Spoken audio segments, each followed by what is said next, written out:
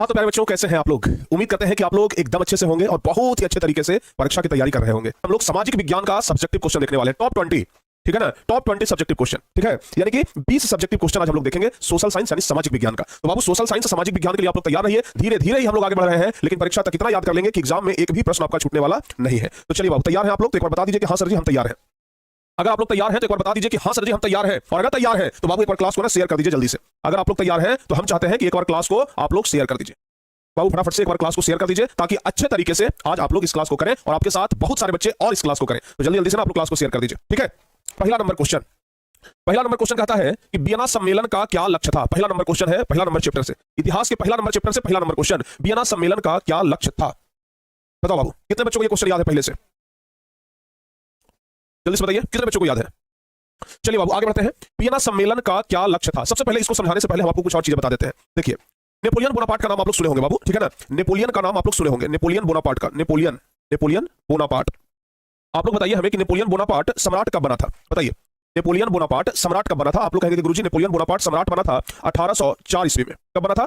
1804 ईस्वी में Napoleon Bonaparte जो है ना वो सम्राट बन गया था, यानी कि राजा बन गया था। और 1804 ईस्वी में जब वो राजा बना तो दुनिया पर अपने अगल बगल के क्षेत्रों पर अधिकार जमाना शुरू किया। ठीक है ना, ऐसे ही अधिकार जमाते जमाते 1815 ईस्वी में वह वाटरलू का युद्ध करता है। 1815 ईस्वी में, 1815 ईस्वी में ध्यान रखिएगा, वाटरलू का युद्ध करता है। वाटरलू का युद्ध जब 1815 में नेपोलियन वाटरलू का युद्ध करता है, इस युद्ध में हार जाता है और नेपोलियन ने जितने भी बदलाव किए थे 1815 के बाद उस बदलाव को समाप्त कर दिया जाता है। ठीक है ना, और वियना कांग्रेस का, वियना सम्मेलन का लक्ष्य ही यही था कि नेपोलियन के द्वारा जितना भी काम किया गया है, नेपोलियन के द्वारा जितना भी सुधार का कार्य किया गया है उसे समाप्त कर दी जाए। ठीक है ना, नेपोलियन के द्वारा जितना भी सुधार का कार्य किया गया है उसे क्या कर दी जाए? समाप्त कर दी जाए। तो ये बात आप लोग ध्यान रखिएगा। तो वियना सम्मेलन का लक्ष्य यही था कि नेपोलियन के द्वारा किए गए बदलाव के कार्यों को समाप्त करना। ठीक है ना, यानी कि जो पहले व्यवस्था था, नेपोलियन से पहले जिस प्रकार का व्यवस्था था वही व्यवस्था फिर से लागू हो जाए, उसको कहते हैं पुरातन व्यवस्था। क्या कहते हैं? पुरातन व्यवस्था।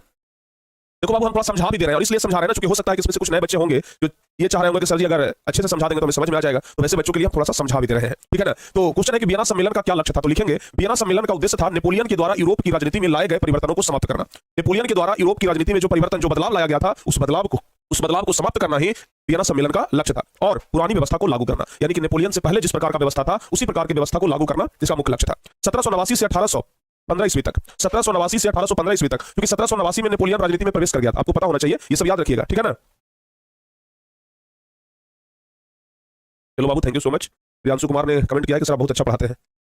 चलिए देखिए, तो 1789 ईस्वी में नेपोलियन जो है ना वो ये राजनीति में प्रवेश कर गया था। तो जब से वो राजनीति में प्रवेश किया और जब वो वाटरलू के युद्ध में हारा, उस समय से लेकर के उस समय तक जो भी घटना घटी है उसे दोहराया न जाए और नेपोलियन के द्वारा जो भी विकास का आंदोलन चलाया गया है उसे दबा दिया जाए। और कहा गया कि यूरोप में जैसी स्थिति है उसमें कोई परिवर्तन नहीं होना चाहिए।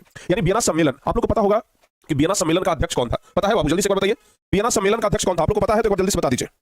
वियना सम्मेलन का क्या लक्ष्य था, यही कह रहा है, तो ये पूरा हम आपको बता दिए। चलिए अगला क्वेश्चन। चलिए दूसरा क्या है, खूनी रविवार क्या है। क्वेश्चन कह रहा है खूनी रविवार क्या है। खूनी रविवार के बारे में आप क्या जानते हैं? बताओ बाबू, खूनी रविवार कौन राजा से जुड़ा हुआ मामला है? राजा का नाम बताइए पहले आप लोग।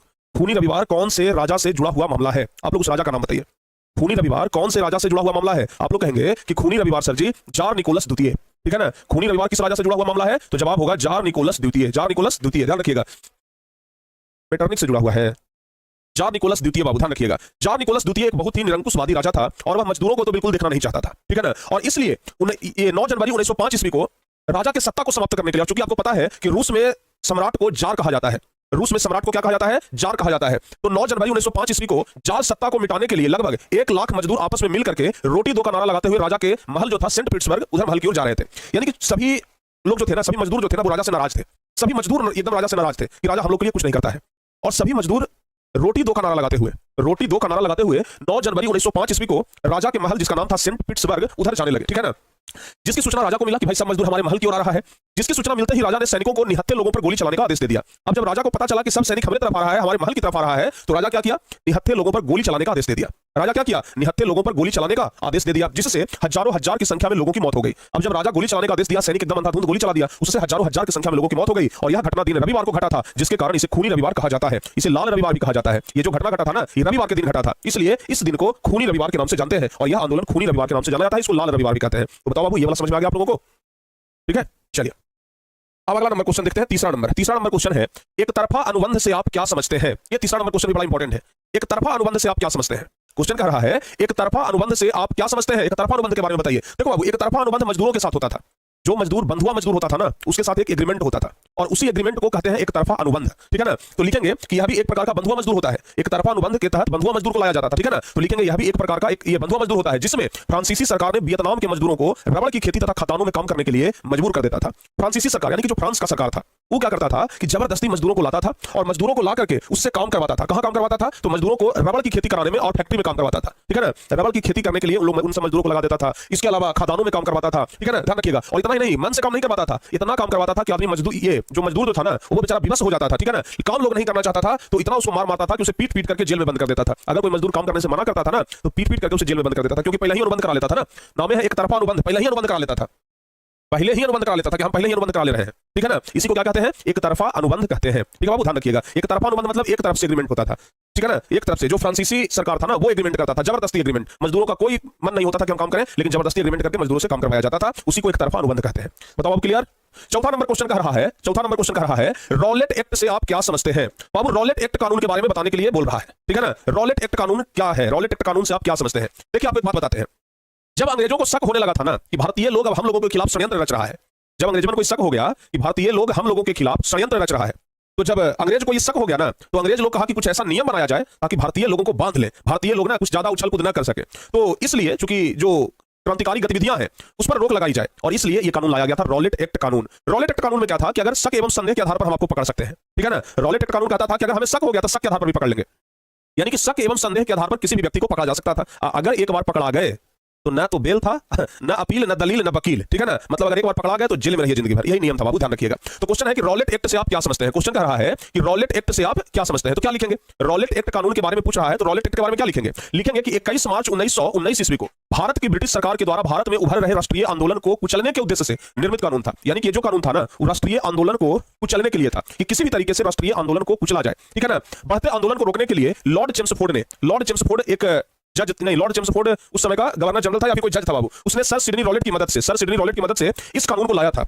लॉर्ड चेम्सफोर्ड अंग्रेजों का गवर्नर जनरल था और उसने सर सिडनी रॉलेट की मदद से इस कानून को लाया था ताकि जो क्रांतिकारी गतिविधि हो रहा है इस क्रांतिकारी गतिविधि को दबाया जाए। किसी भी व्यक्ति को बिना साक्ष्य और बिना वारंट के भी गिरफ्तार किया जा सकता था। यानी कि रॉलेट एक्ट कानून के आधार पर किसी भी व्यक्ति को जब मन करे तब बिना वारंट के, बिना कोई सबूत के गिरफ्तार किया जा सकता था, जिसमें शक एवं संदेह के आधार पर किसी भी भारतीय लोगों को पकड़ करके जेल में बंद कर दिया जाता था। किसी भी व्यक्ति पर अगर शक है तो उस व्यक्ति को पकड़ लेंगे, शक एवं संदेह के आधार पर हम किसी भी व्यक्ति को पकड़ करके जेल में डाल सकते थे। ठीक है ना, ध्यान रखिएगा। और इसी को रॉलेट एक्ट के नाम से जाना जाता है। इस एक्ट में न अपील, न दलील, न वकील, किसी प्रकार का कोई सुनवाई नहीं होता था, जिसके कारण इसे काला कानून भी कहा गया। यानी कि अगर एक बार पकड़ा गया तो फिर दोबारा दूर दूर तक कोई चांस नहीं है। और इसलिए इस कानून को क्या कहा गया? इस कानून को रॉलेट एक्ट कानून कहा गया, क्योंकि इस कानून को लाने वाला व्यक्ति का नाम था सिडनी रॉलेट। क्या नाम था? Sydney Rowlatt. तो ये अपने नाम के आधार पर सिडनी रॉलेट अपने नाम के आधार पर इस कानून को लाया जिसका नाम था रॉलेट एक्ट कानून। बताओ बाबू, कंसेप्ट क्लियर?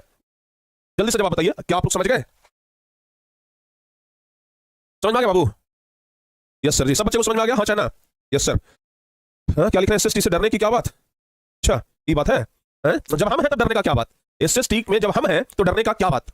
हम न रहे तो डरने का बात अलग है, लेकिन जब तक हम हैं एसएसटी में डरने नहीं देंगे। ठीक है ना, एसएसटी में डरने नहीं देंगे, ध्यान रखिएगा। जब बड़ा भाई का साथ होता है ना तो छोटा भाई एकदम निफिक्र रहता है।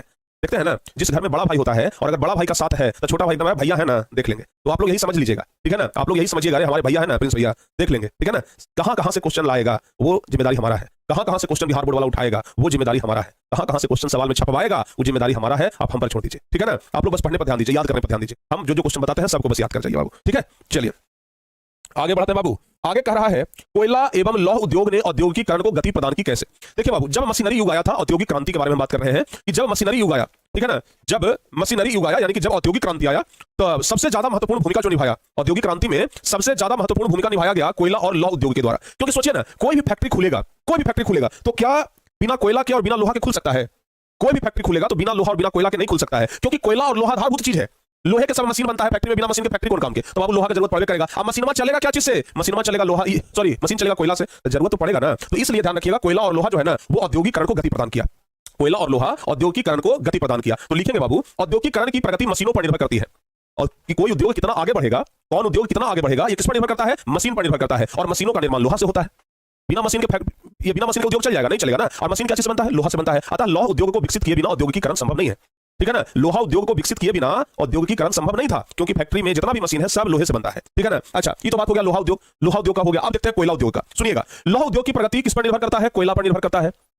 लोहा से बनता है मशीन, लेकिन लोहा को किससे बनेगा? लोहा बनेगा बाबू किस चीज से? कोयला से। काहे कोयला से बनेगा? क्यों कोयला से बनेगा? कैसे कोयला से बनेगा? अब समझिए, देखिएगा, लौह अयस्क लौह अयस्क को हम लोग धरती के अंदर से निकालते हैं। जैसे लोहा का अयस्क क्या है? हेमाटाइट। आपको पता है ना लोहा का अयस्क क्या है? हेमाटाइट। तो हेमाटाइट को हम लोग धरती के अंदर से निकाल लेते हैं। लौह अयस्क को हम लोग धरती के अंदर से निकाल लिए, लेकिन बाबू लौह अयस्क को धरती के अंदर से निकालेंगे तो जरूर, लेकिन उस लौह अयस्क को भट्टी में गला करके लोहा बनाया जाता है ना। हेमाटाइट को धरती के अंदर से निकाल लिए, अब हेमाटाइट लोहा कैसे बनेगा? तो हेमाटाइट को गलाया जाएगा। हेमाटाइट को गलाया जाएगा, गलाने के लिए उसको गर्म किया जाएगा। गर्म क्या चीज से होगा? कोयला से। गर्म क्या चीज से होगा? तो कोयला से होगा सर जी। तो सुन लीजिए, तो कोयले की भट्टियों में गला करके ही लोहा का निर्माण किया जाता है। इस प्रकार स्पष्ट है कि कोयला एवं लौह उद्योग के क्षेत्र में हुई प्रगति ने ही औद्योगिकीकरण को गति प्रदान की। यानी कि बिना कोयला और लोहा उद्योग को आगे बढ़ाए बिना औद्योगिकीकरण संभव नहीं था। ठीक है ना? जब तक कोयला उद्योग और लोहा उद्योग आगे नहीं बढ़ता तब तक औद्योगिकीकरण संभव नहीं था। कॉन्सेप्ट क्लियर हुआ? बताओ बाबू जल्दी से, हाँ चाहे ना। अगर कॉन्सेप्ट क्लियर हो गया हो तो एक बार बता दीजिए कि हाँ सर जी कॉन्सेप्ट क्लियर है। अगर कॉन्सेप्ट क्लियर हो गया है तो बता दीजिए कि yes sir concept clear. Concept clear हो गया ना बाबू? चलिए बहुत बढ़िया, आगे बढ़ते हैं। अगला नंबर क्वेश्चन क्या कह रहा है? अगला नंबर क्वेश्चन कह रहा है कि श्रमिक वर्ग का आगमन शहरों में किन परिस्थितियों के अंतर्गत हुआ?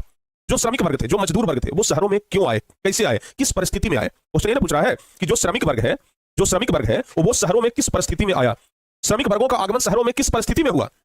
ये ना पूछ रहा है बाबू, शहरों में श्रमिक वर्गों का आगमन किस परिस्थिति में हुआ? क्या लिखेंगे? क्या लिखेंगे? शहरों में श्रमिक वर्ग का आगमन किस परिस्थिति में हुआ? क्या आपको बता सकते हैं? क्या लिखेंगे बताइए।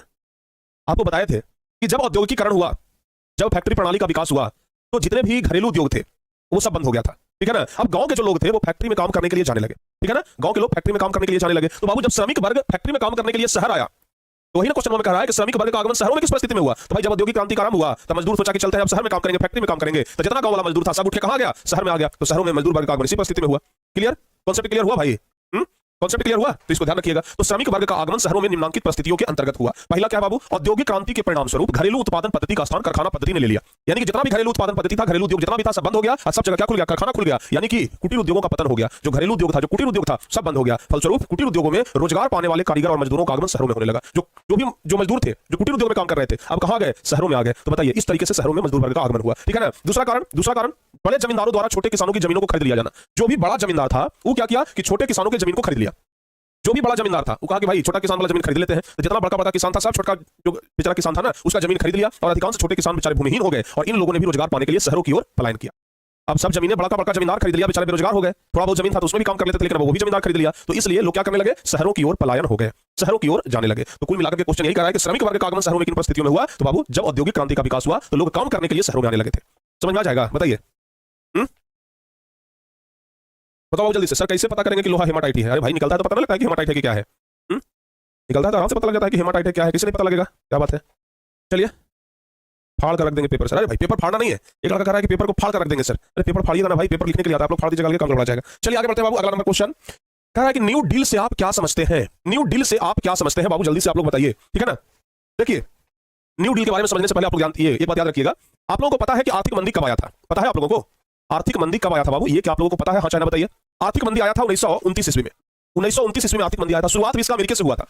1929 ईस्वी में आर्थिक मंदी आया और इसका शुरुआत कहां से हुआ? शुरुआत भी इसका हुआ था अमेरिका से ही। ठीक है ना? 1929 में आर्थिक मंदी आया और इसका शुरुआत कहां से? तो इसका शुरुआत भी हुआ अमेरिका से ही। और अमेरिका के उस समय राष्ट्रपति थे फ्रैंकलिन डी रूजवेल्ट।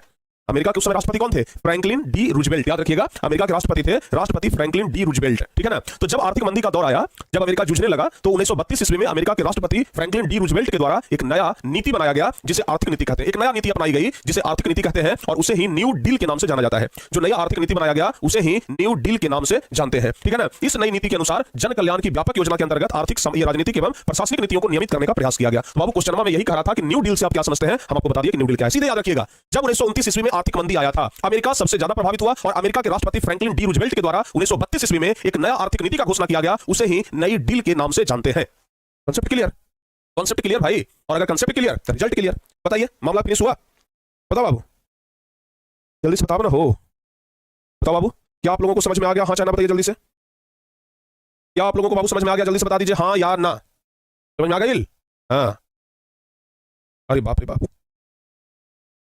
संस्कृत में एप्लीकेशन और अनुच्छेद। बाबू हिंदी व्याकरण शुरू किया है ना, जरा हिंदी व्याकरण खत्म कर दीजिए ना, उसके बाद संस्कृत व्याकरण को हमको नहीं उड़ा देंगे। कहाँ चिंता कर रहे हैं आप लोग? बड़ा हो जाते हैं। समझ में आ गया? चलिए बाबू बहुत बढ़िया। चलिए आगे बढ़ते हैं। अगला नंबर क्वेश्चन क्या कह रहा है? अगला नंबर क्वेश्चन इतिहास का सबसे अंतिम क्वेश्चन। इतिहास का सबसे अंतिम क्वेश्चन क्या कह रहा है कि छापाखाना यूरोप कैसे पहुंचा? आप लोग एक शब्द में जवाब दे सकते हैं कि छापाखाना को यूरोप ले जाने वाला व्यक्ति का क्या नाम था? बताओ बाबू जल्दी से, एक लाइन में आप जवाब दीजिए तो। छापाखाना को यूरोप में ले जाने वाले व्यक्ति का क्या नाम था? जवाब बताइए। छापाखाना को यूरोप में ले जाने वाले व्यक्ति का क्या नाम था? जवाब बताओ बाबू, जल्दी जल्दी से। हैं? देखते हैं क्या जवाब देते हैं भाई। वाह क्या बात है, बहुत बढ़िया बाबू। मार्को पोलो, सब बच्चों का जवाब आया है, सब बच्चों का जवाब आ गया है Marco Polo. Marco Polo sir ji, Marco Polo, ठीक है ना? हाँ मार्को पोलो। अच्छा तो सुन लो, इधर जल्दी से दिमाग अपना खोलो, ठीक है ना, और सीख लो इसको। छापाखाना यूरोप कैसे पहुंचा? तो लिखेंगे कि 1295 में मार्को पोलो जब चीन से यूरोप वापस आया, आपको बताया था ना कि मार्को पोलो चीन आया था, और जब चीन से जाने लगा तो देखा कि अरे यहाँ तो छापाखाना है, यहाँ तो छपाई वाला मशीन बन गया है, तो छपाई वाला मशीन को लेकर के चल गया, और छपाई वाले मशीन को ब्लॉक प्रिंटिंग कहते थे उस समय, ठीक है ना? तो ध्यान रखिएगा बाबू, मार्को पोलो जब चीन से यूरोप गया, यूरोप में सबसे पहले इटली गया था, तो वह अपने साथ चीन में प्रचलित वुड ब्लॉक छपाई की तकनीक साथ लेकर के गया था, ठीक है ना? ब्लॉक प्रिंटिंग जिसको बोलते थे। इससे हस्तलिखित पांडुलिपियों के स्थान पर वुड ब्लॉक प्रिंटिंग की छपाई की तकनीक विकसित हुई, जो इटली से शुरू होकर के यह तकनीक यूरोप के अन्य भागों में भी फैल गई। तो आपसे सवाल यही पूछा गया है कि छापाखाना यूरोप कैसे पहुंचा, तो आराम से लिखा जाएगा कि छापाखाना यूरोप कैसे पहुंचा। नहीं लिखा जाएगा? बताओ जल्दी से, लिखा जाएगा ना? लिखा जाएगा ना? चलिए बहुत बढ़िया, तो इसको लिख लीजिएगा, ठीक है? हाँ बाबू, इसको आप लोग लिख लीजिएगा। अब बताइए कोई दिक्कत? इसी प्रकार का कोई भी अगर दिक्कत हो तो अब आप हमें बता सकते हैं।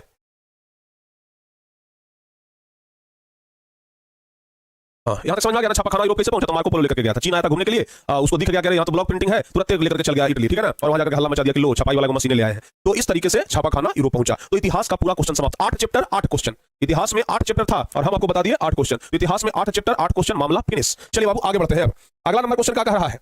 अगला नंबर क्वेश्चन इकोनॉमिक्स से, यानी कि अर्थशास्त्र से है, ठीक है ना? ठीक है, हो जाएगा, ठीक है ना? बताइए बाबू, अर्थव्यवस्था की संरचना से आप क्या समझते हैं? इसे कितने भागों में बांटा गया है? अर्थव्यवस्था बताए थे हम आप लोगों को, प्राथमिक क्षेत्र, द्वितीय क्षेत्र, तृतीय क्षेत्र बताए थे। तो अर्थव्यवस्था की संरचना पूछ रहा है, अर्थव्यवस्था की संरचना से आप क्या समझते हैं? इसे कितने भागों में बांटा गया है? तो बाबू लिखेंगे हम लोग, अर्थव्यवस्था की संरचना का मतलब विभिन्न उत्पादन क्षेत्रों में इसके विभाजन से है। अर्थव्यवस्था की संरचना का मतलब क्या है? उत्पादन क्षेत्रों में इसके विभाजन से है। आर्थिक क्रियाओं के आधार पर अर्थव्यवस्था को 3 भागों में बांटा गया है। पहला हो गया प्राथमिक क्षेत्र। आप लोग कमेंट करके बताइए कि प्राथमिक क्षेत्र किस क्षेत्र को कहा जाता है? पता होगा आप लोगों को कि प्राथमिक क्षेत्र कृषि क्षेत्र को कहा जाता है। दूसरा हो गया बाबू द्वितीय क्षेत्र, द्वितीय क्षेत्र कहते हैं उद्योग क्षेत्र को। और तीसरा हो गया तृतीय क्षेत्र, तृतीय क्षेत्र कहा जाता है सेवा क्षेत्र को। बताया था ना? तो पहला नंबर कह रहा है प्राथमिक क्षेत्र। क्या लिखेंगे? अर्थव्यवस्था की संरचना में पहला हो गया प्राथमिक क्षेत्र, क्या लिखेंगे? लिखेंगे कि प्राथमिक क्षेत्र को कृषि क्षेत्र भी कहा जाता है।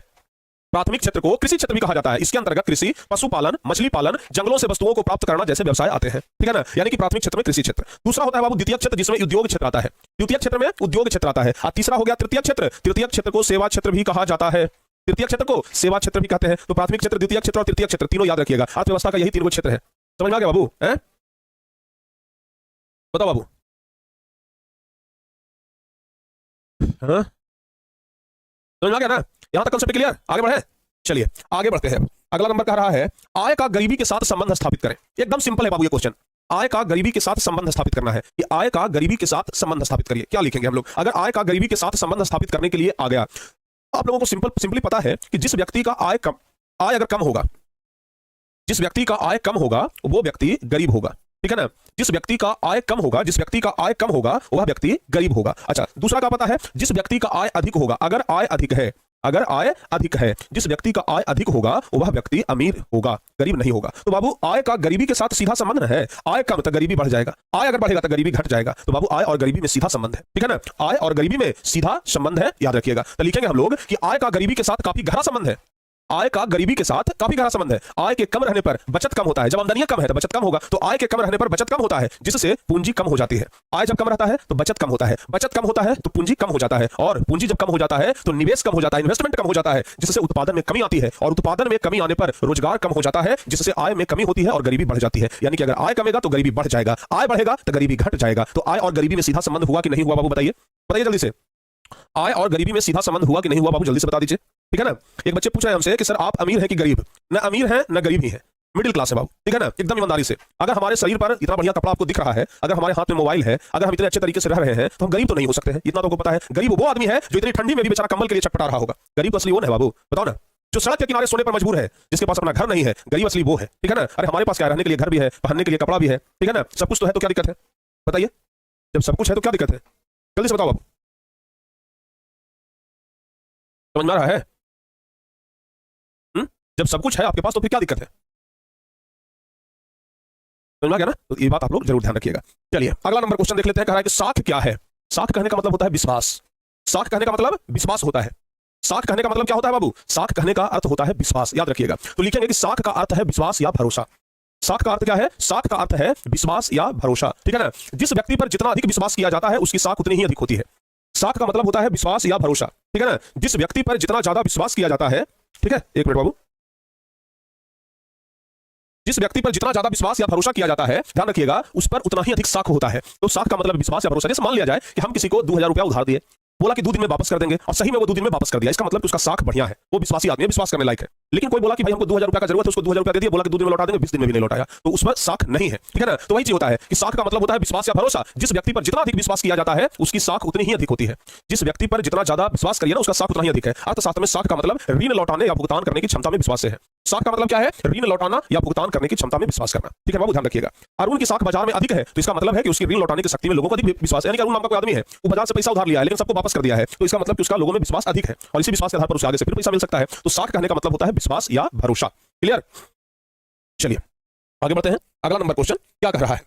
अगला नंबर क्वेश्चन है कि राष्ट्रीय वित्तीय संस्थान किसे कहते हैं और इसे कितने भागों में बांटा जाता है, वर्णन करें। क्वेश्चन कह रहा है कि राष्ट्रीय वित्तीय संस्थान किसे कहते हैं। क्वेश्चन कह रहा है कि राष्ट्रीय वित्तीय संस्थान किसे कहते हैं, बताओ बाबू।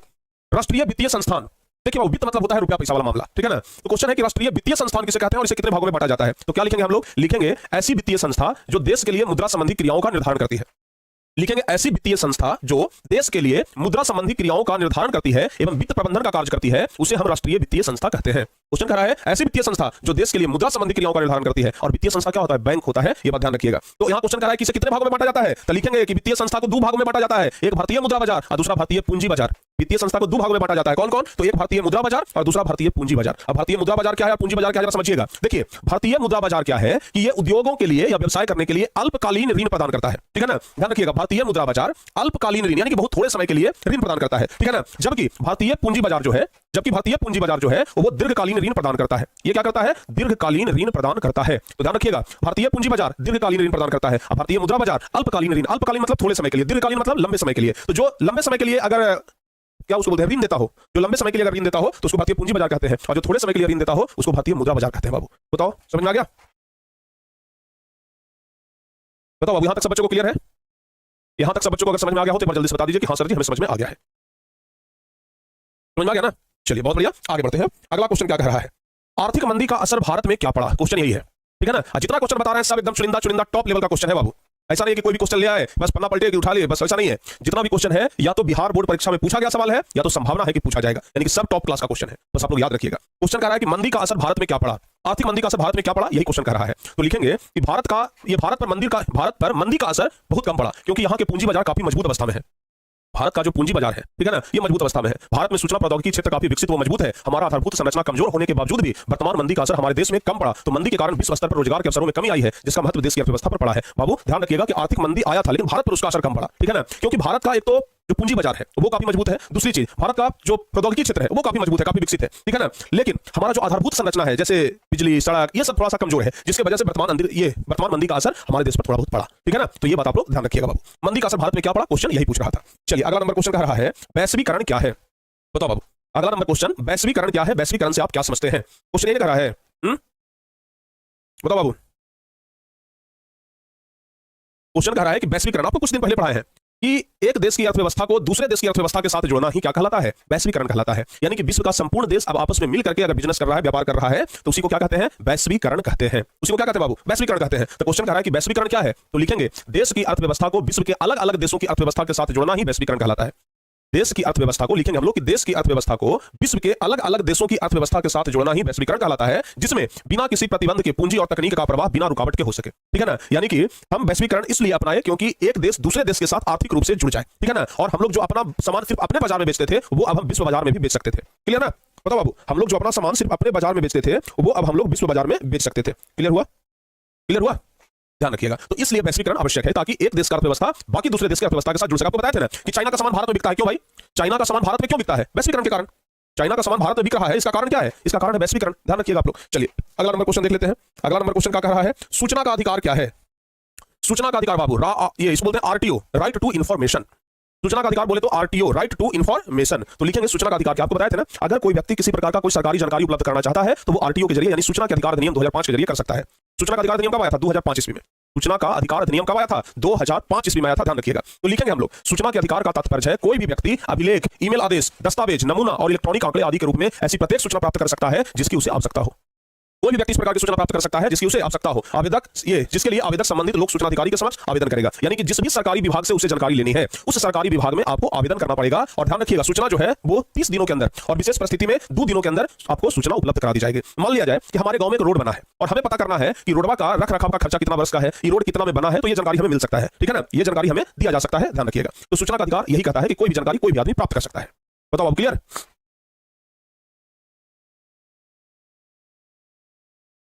समझ में आ गया ना? चलिए आगे बढ़ते हैं बाबू। अब अगला नंबर क्वेश्चन क्या कह रहा है? अगला नंबर क्वेश्चन है, विविधता में एकता का क्या अर्थ है? विविधता में एकता से आप क्या समझते हैं? आपको बताया था कि हमारे देश में अलग जाति, अलग धर्म, अलग संप्रदाय के लोग रहते हैं।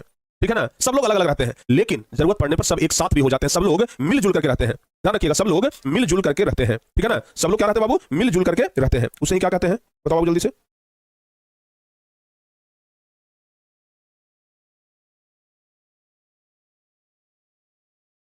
बताओ, समझ में आ गया? यहां तक आप लोगों को क्लियर हुआ? तो एक बात हमेशा आप लोग ध्यान रखिएगा, विविधता में एकता का अर्थ यही होता है। बताओ बाबू, क्लियर हुआ कंसेप्ट? विविधता में एकता कॉन्सेप्ट क्लियर हुआ? हाँ यार बताइए जल्दी से। विविधता में एकता, बोलो बाबू, कॉन्सेप्ट क्लियर हुआ? हो गया? चलिए तो आगे बढ़ते हैं, बताते हैं। विविधता में एकता भारतीय लोकतंत्र की प्रमुख विशेषता है।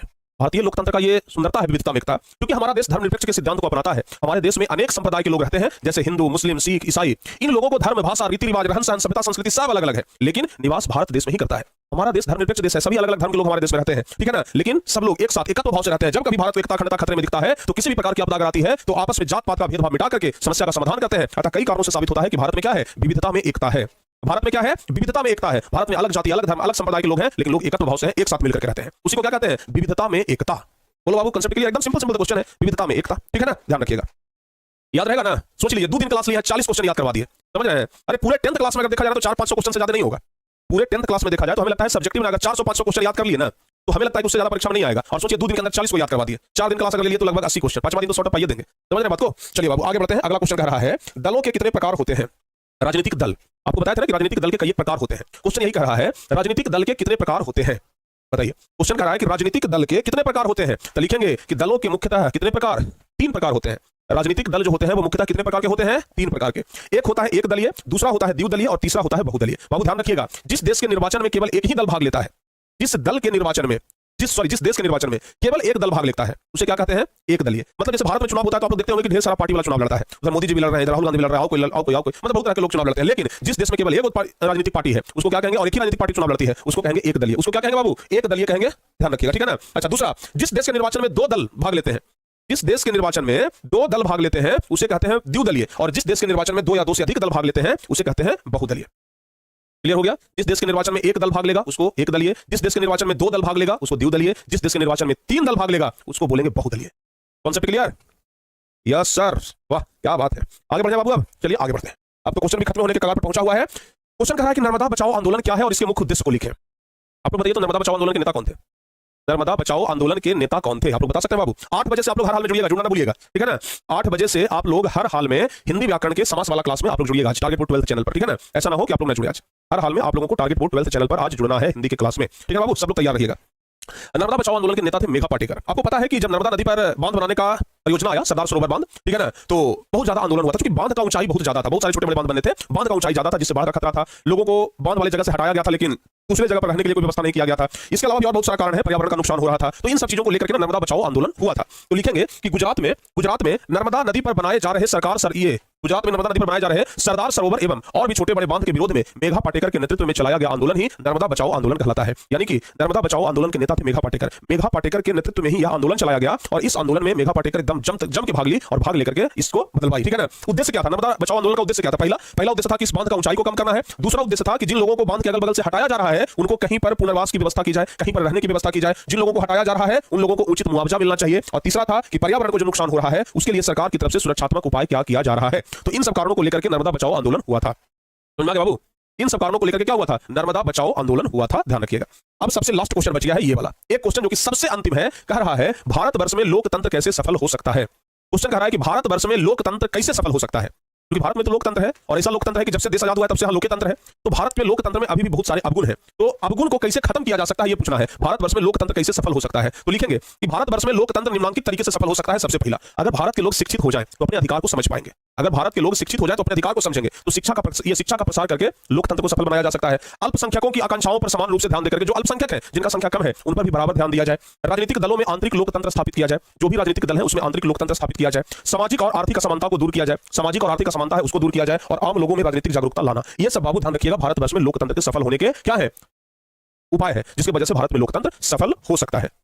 ठीक है बाबू, हाँ, भारत में लोकतंत्र तभी सफल हो सकता है, ये बात ध्यान रखिएगा, जब ये सब उपाय किया जाएगा। तो कुल मिलाकर के आज भी हम आप लोगों को कितना क्वेश्चन करवा दिए बाबू? आज भी हम आप लोगों को कितना क्वेश्चन करवा दिए? आज भी हम आप लोगों को 20 क्वेश्चन करवा दिए, और 20 क्वेश्चन खत्म।